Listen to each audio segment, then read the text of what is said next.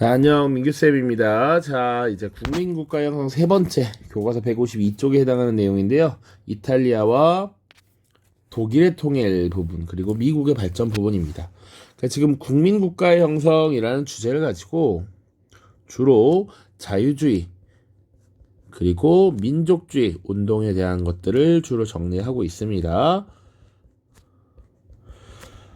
그러니까 이 근대 국민국가라고 하는 것의 중요한 구성 개념이 시민들의 자유, 그리고 언어와 문화를 동질적 기반으로 하는 이 민족에 의한 민족의 영역에 해당하는 국가의 통일, 형성 이런 것들을 의미합니다. 자, 그래서 이제 연표와 함께 내용을 쭉 정리해 보도록 하죠. 자, 여기는 지금 1830년대부터 70년대까지 나와 있는데 이탈리아와 독일의 통일과 관련된 주요 내용입니다. 먼저 이탈리아의 통일과 관련해서 보자면 1849년부터 볼 수가 있습니다. 자, 1849년 청년 이탈리아당의 통일운동이라고 나와 있는데 요거는 물론 이전 영상에서도 잠깐 언급했습니다.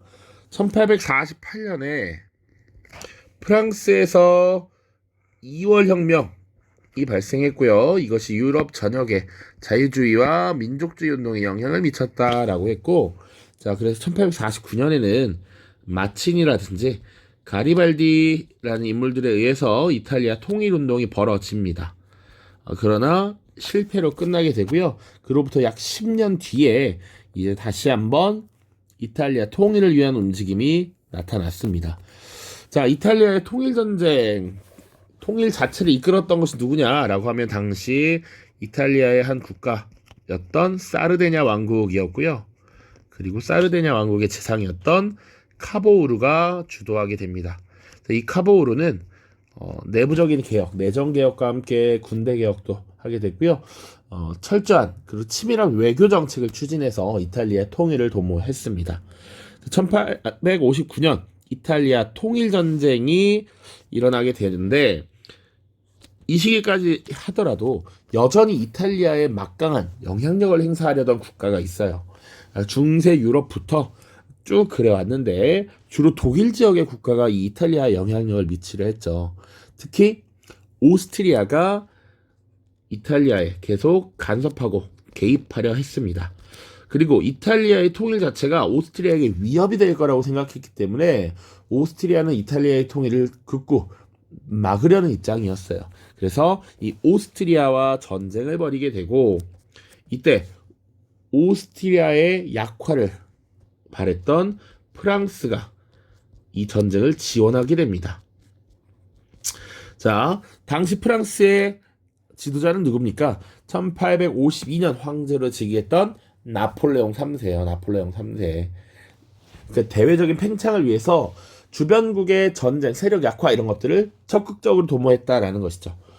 자, 그래서 카보우르가 이끄는 리드하는 이 사르데냐 왕국 중부와 북부 이탈리아를 통합하게 되고요. 1860년에 가리발디라고 하는 인물이 의용군을 이끌고 이탈리아 남부 지역을 장악하면서 사르데냐 왕국의 국왕에게 그 땅을 헌납하는 형태로 61년 이탈리아가 통일되게 됩니다. 자, 그 과정 볼 거고요. 나머지는 이제 독일 통일과 관련된 이야기인데, 자, 독일 지역은 사실은 통일 논의가 지속적으로 이루어져 왔지만 그것이 잘 되지 않았습니다.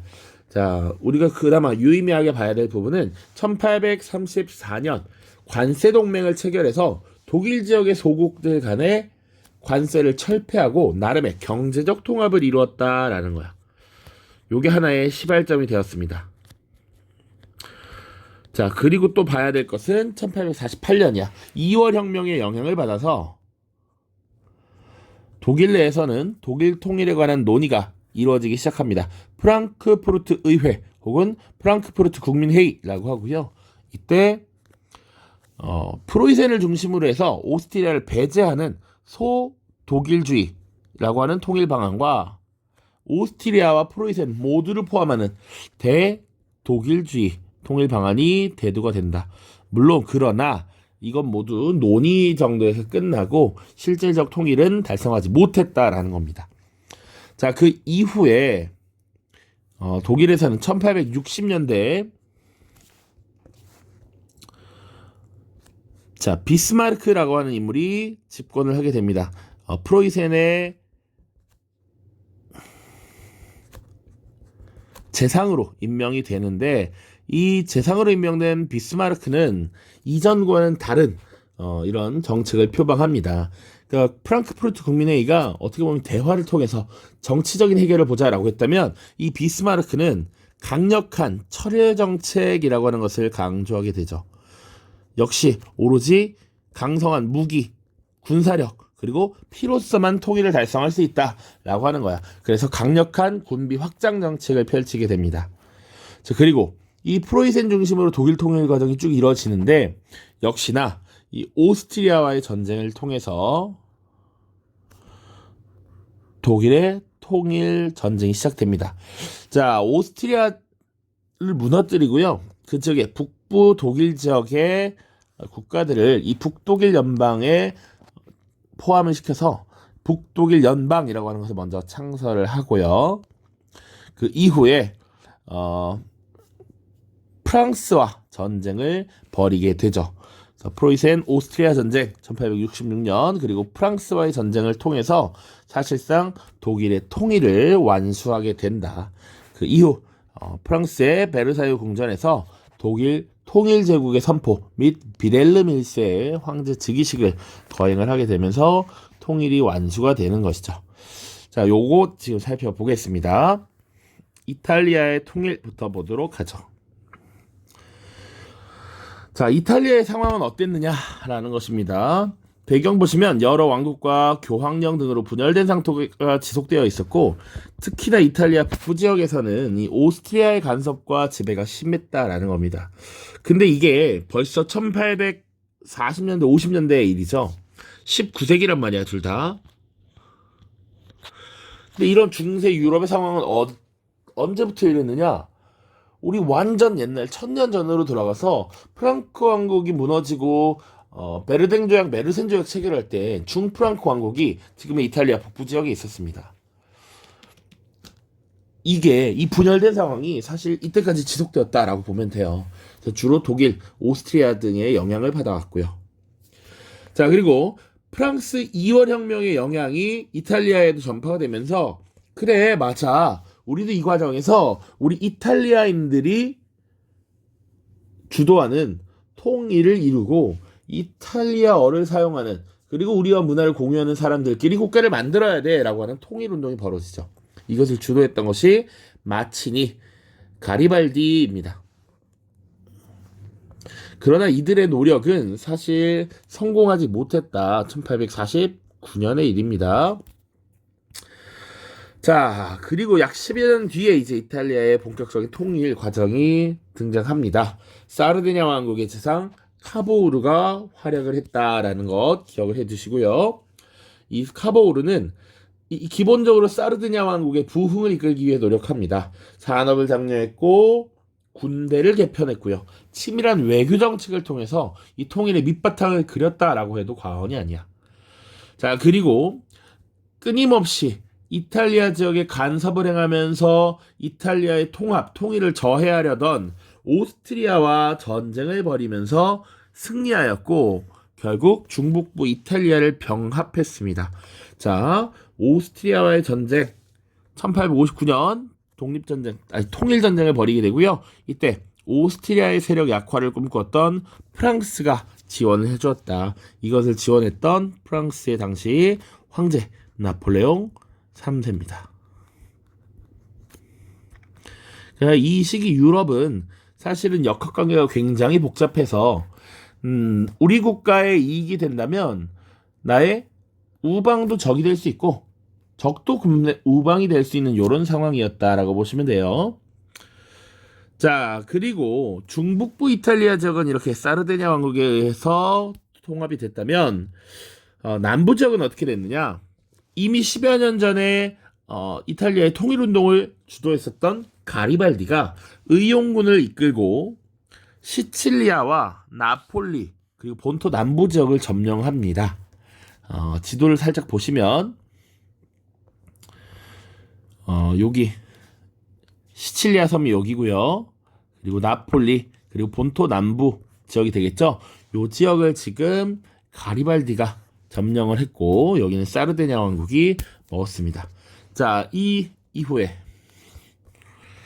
가리발디가 본인이 획득한 이 영토를 당시 국왕이었던 비토리오 에마누엘레 2세에게 헌납을 해서 결국 통합 이탈리아 왕국이 탄생했다라는 것이죠. 1861년입니다. 그 가리발디가 열심히 점령한 이 땅을 국왕에게 헌납하는 형태로 통일 왕국이 달성되었다라는 거 1861년입니다. 자, 그리고 나서도 사실은 추가로 영토가 확장되는데 자, 베네치아 지역. 베네치아 보시면 이탈리아 왕국이 추가로 병합한 지역이야. 여기 베네치아 지역 여기입니다. 여기 이 지역은 언제 합병했느냐? 1866년인데 프로이센이 오스트리아와 전쟁을 벌이게 됩니다. 프로이센과 오스트리아 이때 프로이센을 지원함으로써 오스트리아로부터 이 땅을 빼앗을 수 있었다라는 겁니다. 프로이센을 지원함으로써 오스트리아에게 영향력을 약화시켰고 프로이센을 지원했다. 지원. 자, 교황령은 이제 무력으로 다시 이 지역을 병합했던 것이죠. 이렇게 1870년이었습니다. 요것도 사실은 어떻게 보면 프랑스가 프로이센과 전쟁을 벌이게 되는 과정에서 프랑스의 영향력이 약화되면서 이것이 가능했습니다. 자, 그 다음 독일은 독일입니다. 독일도 사실은 독일 지역이 여러 개의 소국으로 나뉘어 있었다라는 거 이것도 중세시대부터 쭉 이어졌어요. 그러니까 영국과 프랑스 같은 나라들은 강력한 중앙집권 국가로 점차 성장해 나갔는데 독일과 이탈리아는 계속 분열 상태에 있었다라고 이야기를 했습니다. 자, 그래서 프로이센 중심으로 크게 한 덩어리, 오스트리아 중심으로 크게 한 덩어리 이렇게 형성이 되어 있을 뿐 그 작은 국가들의 연합이라는 형태는 변하지 않았다. 대규모의 통합 이런 거 이루어지기 어려웠다라는 겁니다. 자, 과정 보시면 프로이센을 중심으로 통일운동이 전개되었다라고 되어 있어요. 자, 그리고 이 독일 지역의 경제적 통합이 일어납니다. 관세 동맹이 체결되고요.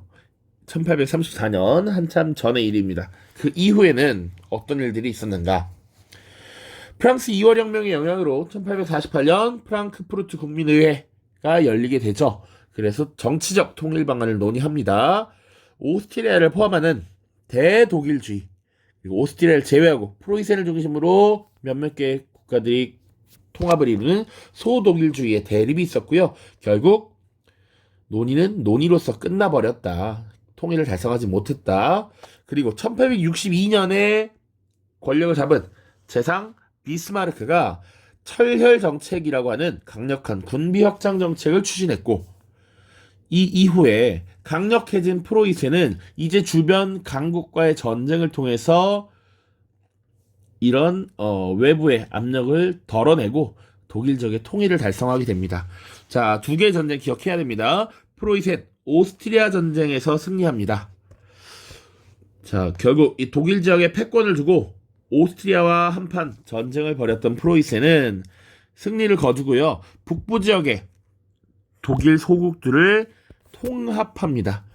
자, 지도를 잘 보시면 프로이센 왕국은 되게 영토가 조금 분산되어 있는 국가였어요.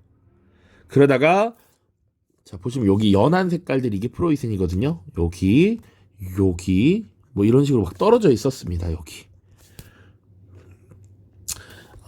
엄밀히 따지면 여기 밑에는 좀 더 나중에 들어오게 된 것이고 이렇게 막 떨어져 있던 프로이센의 영토가 오스트리아와의 전쟁을 통해서 지금 여기 이렇게 일부 또 확보를 했어요.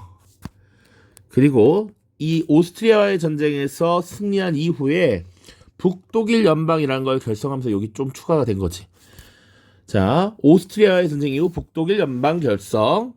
그리고 나서 다시 이 알자스 로렌 지역을 두고 엄청나게 치열하게 싸우죠. 그리고 독일 지역의 통일을 두고서 싸우는 게 프랑스와의 전쟁입니다. 자, 프랑스와의 전쟁 1870년이고요. 남부 독일 국가를 이 북독일 연방에 참여시킴으로써 사실상 독일 통일 제국이 수립되었다. 그리고 빌헬름 1세가 독일 황제로 즉위하게 됐습니다. 그 장소가 프랑스의 베르사유 궁전이었다. 그래서 1871년 독일의 통일이 완수되었죠. 자, 이 두 개의 전쟁 과정, 전쟁의 과정이라고 합니다. 전쟁을 거쳐서 통일을 하게 되었다라는 건 명확히 기억을 해야 됩니다. 그리고 또 프랑스, 이 당시 프랑스의 황제 나폴레옹 3세였다. 그리고 나폴레옹 3세는 몰락하고 프랑스에서는 제2제정이 붕괴하였다. 이렇게 보시면 됩니다. 자, 이탈리아와 독일의 통일 과정입니다. 1800 각각 60년대, 70년대 일이야. 마지막 미국의 발전 보고 교과서 문제풀이 끝내도록 하죠. 자, 미국의 영토 확장은 독립 이후에 매입, 그리고 전쟁을 통한 확보, 그리고 개척, 이런 명분들, 이런 일들을 통해서 1850년대 대략 오늘날의 영토를 확보합니다. 자, 그 말인즉슨 건국할 때 당시 이 동부 해안 연안에 13개의 주에서 시작해서 영국과의 본국과의 전쟁을 통해서 이 지역을 확보했고요. 에팔레치아 서쪽이라고 하죠. 그 이후에 보시면 이 태평양까지 쭉 나아가는데 약 5, 60년간 걸렸다라는 얘기입니다. 중요한 것들만 그나마. 자, 당시 프랑스로부터 이 루이지애나 지역을 매입하죠. 이 루이지애나라는 명칭이 루이의 땅이야. 루이 하면 프랑스 왕 이름들이 많이 생각나죠. 루이지애나를 매입했다. 그래서 이 미국 중부에 대다수의 땅을 구입했다라는 것. 그리고 또 중요한 것은 이 플로리다 지역 에스파냐로부터 할량받았다.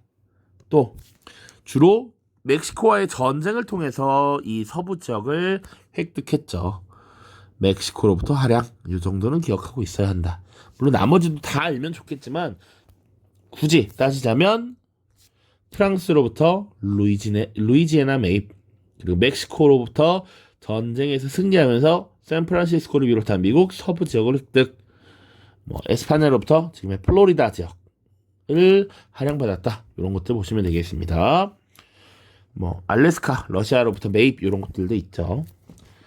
자, 전쟁, 그리고 영토 확장 이런 것들 중요한데 조금 더 중요한 것은 이 남북 전쟁입니다. 남북 전쟁이 하나의 주제로서 언급이 될 수 있습니다.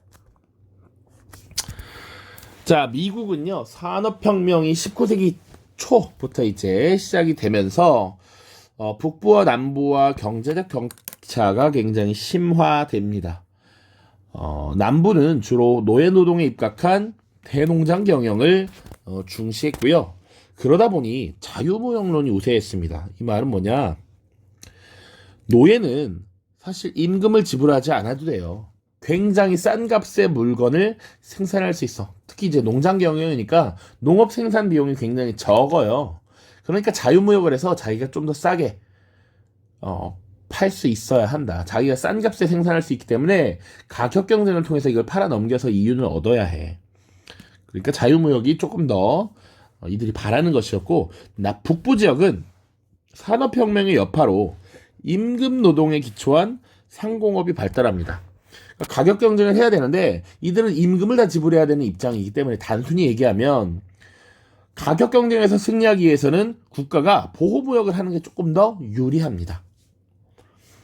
자, 남부에서는 농업 생산 부분을 외부에 팔아넘기는 것, 이게 중요하기 때문에 자유무역이 좋았고, 북부는 보호무역이 좀 더 자신들에게 이익이 될 거다라고 보았습니다. 그래서 남부와 북부의 입장차가 있었다. 그리고 남부에서는 이 노예라고 하는 존재가 굉장히 필요한 존재이죠. 그런데 당시 1861년에 노예제 확대 반대론자였던 에이브러함 링컨이 당선을 하게 되고요. 그 이후에 자신들의 입지가 좁아질 것을 우려한 남부 지역에 7개의 주가 연방에서 탈퇴하면서 결국 남북 전쟁이 시작되게 됩니다. 이 남부 지역의 주가 결성한 정치적 구성체가 아메리카 연합이라는 거야. 그래서 초기에는 남부 연합 혹은 아메리카 연합이 전쟁을 우월하게 가져가고 있었습니다. 그런데 전쟁 도중에 링컨이 노예 해방 선언을 발표하면서 이런 노예들의 지지를 얻게 되고 남부에서도 어느 정도 세력 이탈이 나타나게 되는 것이죠. 결국 북부 지역이 승리를 하게 되었고 전쟁 이후에 상처가 빠르게 회복되면서 미국의 급속도로 빠른 발전이 이루어집니다. 전쟁 이후의 단합 그리고 대륙 횡단 철도를 부설하면서 눈부신 경제적 발전을 이루게 되었다라는 것까지 보시면 됩니다. 자, 교과서 보고 문제 풀고 마무리 짓도록 하겠습니다.